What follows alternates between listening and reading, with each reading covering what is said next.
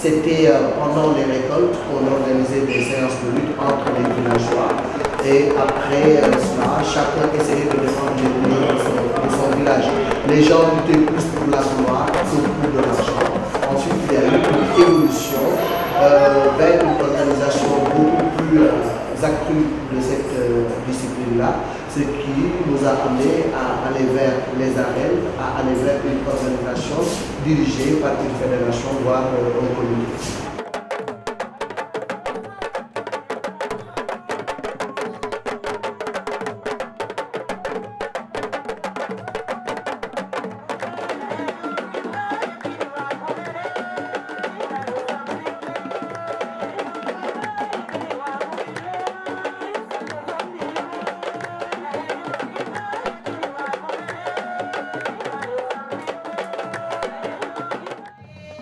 Mejomboju ya chamoni me batarasar garimbondo ike kirina boche kale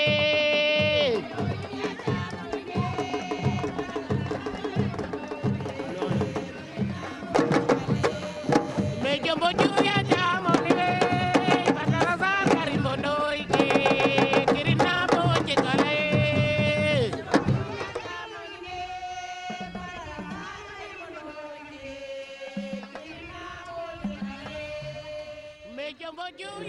Selon les disciplines, il s'agit de la lutte traditionnelle, de la lutte africaine et également de la lutte avec frappe. C'est selon. Donc pour la lutte traditionnelle sans frappe, les règles sont claires. Il s'agit juste de présenter deux combattants sous un accoutrement bien défini, mettre son gain. Et puis, il y a un arbitre qui est là pour veiller à ce que les deux protagonistes respectent le règlement. Le principe, c'est de terrasser son adversaire selon les règles prédéfinies. Quand on est sur ses quatre appuis, on est à terre. Quand on est tombé sur le dos, on est à terre, sur le côté, ou bien quand on a la tête enfouie dans le sol, on est battu. Mais dans certaines contrées du Sénégal, il faut battre l'adversaire 3 fois. Il y a 3 combats qui sont organisés pour les mêmes lutteurs. Il faut battre 2 fois l'adversaire pour pouvoir le gagner. C'est par exemple dans la région sud en Casamance, ou bien si vous allez au nord où il y a les Halkoula, c'est la pratique qui est là-bas. Il faut lutter 3 fois avant de prendre la victoire sur l'adversaire.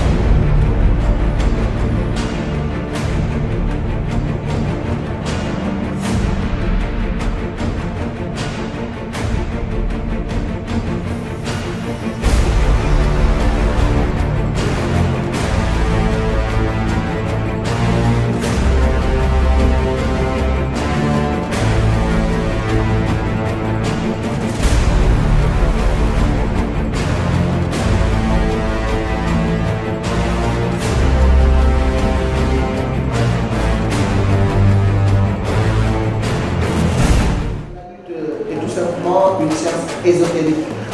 Nous sommes africains, sénégalais, et nous avons nos croyances. Et les croyances font qu'aujourd'hui, il y a tout un arsenal de préparation avant le combat à proprement parler. Donc avant le combat, il faut d'abord se prémunir soi-même contre le mauvais sort.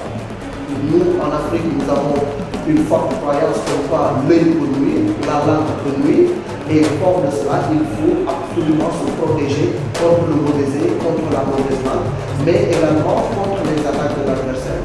C'est pourquoi il y a tout un arsenal mystique autour du lutteur qui font que, avant effectivement d'entrer de plein pied dans le combat, il y a tout un cérémonial à respecter.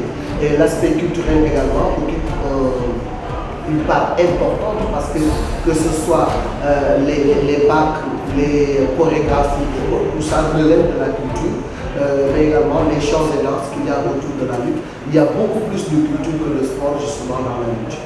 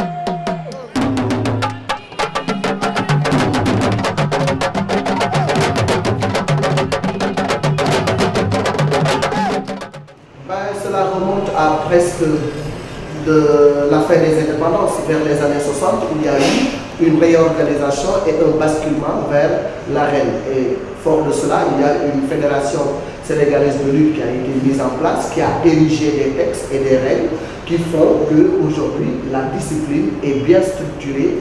Et après, il y a eu maintenant l'avènement des promoteurs. Les promoteurs, ce sont eux qui organisent justement les combats, mais jadis c'est le CNG ou bien la fédération qui s'occupait de l'organisation de combats. Mais les combats n'avaient pas du tout cette ampleur. Il n'y avait pas aussi un grand nombre de combats pendant la saison. On a discuté 4 par exemple pendant la saison, mais aujourd'hui les choses ont atteint une dimension économique et sociale telle que la lutte est devenue une affaire de professionnels. La lutte avec frappe n'existe nulle part ailleurs qu'au Sénégal. C'est une spécificité sénégalaise. Parce que quand on parle de la lutte traditionnelle africaine, il n'y a pas de frappe. Il y a juste des règles qui sont prédéfinies, comme c'est le cas lors du tournoi de la CEDEAO ou bien lors du tournoi de la lutte africaine organisé par la FINA, etc. Dans ces genres de tournois, il n'y a pas de frappe, mais la lutte avec frappe n'existe qu'au Sénégal. Et la spécificité justement, c'est que dans cette discipline, il faut maîtriser un certain nombre de combats, de sports de combat. Il faut être bon boxeur, il faut être bon judoka, il faut également maîtriser les rudiments de la lutte gréco-romaine, plus maintenant la lutte africaine. Donc c'est un cocktail de techniques de sport de combat qui forment aujourd'hui la lutte avec frappe, qui est une spécificité sénégalaise. C'est un préalable. Il faut d'abord avoir une véritable force, parce que la force est déterminante en matière de lutte. Maintenant, au-delà de cet aspect physique du lutteur, il faut absolument maîtriser les techniques de la lutte, parce qu'il ne suffit pas d'être lourd, plat et robuste pour être un bon lutteur. Pour être un bon lutteur, il faut avoir un certain nombre de qualités techniques, des qualités athlétiques, mais également être quelqu'un de courageux, parce que la lutte avec frappe, dans un cercle bien réduit où on se donne des coups, je crois qu'il faut être courageux, il faut être un véritable homme pour pouvoir faire de la lutte avec frappe.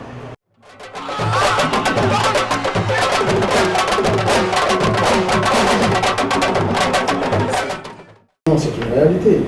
Moi, j'ai payé plus d'une centaine de millions à un lutteur, j'ai payé plus de 140 millions à un lutteur, j'ai une fois payé plus de 130 millions à un lutteur. Mon dernier combat m'a coûté plus de 200 millions pour les deux lutteurs, donc c'est une réalité. C'est pas du bluff ou bien du mythe, c'est une réalité. Parce qu'il y a eu une évolution assez significative. Déjà vers les années 80, le premier million a été payé à Maïlé qui avait affronté à l'époque Mohamed Ndiaye et Robert Diouf. Ensuite, il y a eu une mutation avec Mohamed Tyson dans les années 90 qui a véritablement révolutionné la lutte et qui a pour la première fois prononcé le concept de sport du stress. On peut dire que c'est un véritable business parce que là où on met des centaines de millions, d'abord c'est par passion qu'on fait la lutte, puis c'est par passion qu'on organise. Mais au fil du temps, ça devient un véritable business parce que ça nécessite un investissement colossal, beaucoup de millions à l'intérieur. Donc, sérieusement, c'est du business. On le fait pour chercher de l'argent. Mais en premier, c'est la passion d'abord. Mais nul ne met pas des centaines de millions juste pour la passion et le faire. C'est devenu plus un business qu'un sport parce qu'il y a tout un enjeu financier autour de cette discipline. Je parlais tantôt des sponsors parce qu'il y a aujourd'hui une ruée vers la lutte pour avoir de la visibilité. Et la lutte est devenue le meilleur support pour avoir de la visibilité au niveau du Sénégal. Parce que aussi bien les médias, les télévisions, la presse écrite que la presse parlée s'intéressent à cette discipline. Il y a une forte médiatisation qui fait que les sponsors se retrouvent autour de cette discipline-là. Donc les enjeux sont tels qu'aujourd'hui, c'est clair que voilà, la lutte est devenue un vrai business. Oui, parce que pour accéder à certains cachets, il faut avoir un certain gabarit. Généralement, ce qu'on appelle les VIP de l'arène, ce sont des lutteurs qui avoisinent les 100, 120, 130, 140 kilos.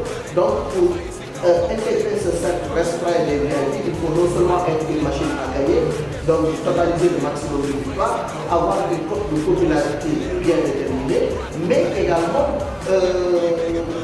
avoir une certaine force qui vous permet d'affronter ce qu'on appelle les ténors de la lutte. C'est devenu un phénomène de société parce que rares sont les sports qui peuvent remplir au stade de 35 000 voire 25 000 places. Et aujourd'hui, la lutte est devenue le sport le plus populaire au Sénégal. Il y a eu un temps, lors de l'épopée de 2002 avec les Lions du Sénégal, le football avait pris le dessus sur la lutte. Mais avec justement la traversée du désert de l'équipe nationale de football, la lutte a repris justement le flambeau et est devenue aujourd'hui le sport le plus populaire.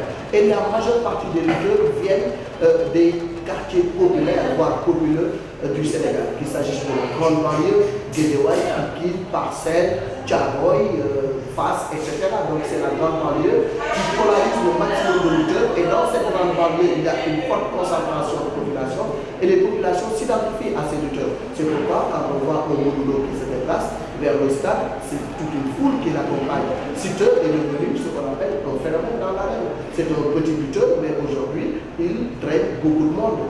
Quench également, qui représente Bargny. Donc c'est devenu pratiquement une affaire de quartier, une affaire de ville, parce que le roi, l'actuel roi des arènes, Bombardier, symbolise Mbour. Son slogan, c'est Goudi Goudi Mbour, quelle que soit la nuit, je rentre à Mbour. Donc c'est devenu un problème de société au Sénégal et les populations collent à cette discipline-là. Il y a parfois beaucoup de passion, beaucoup de développement et parfois de la violence.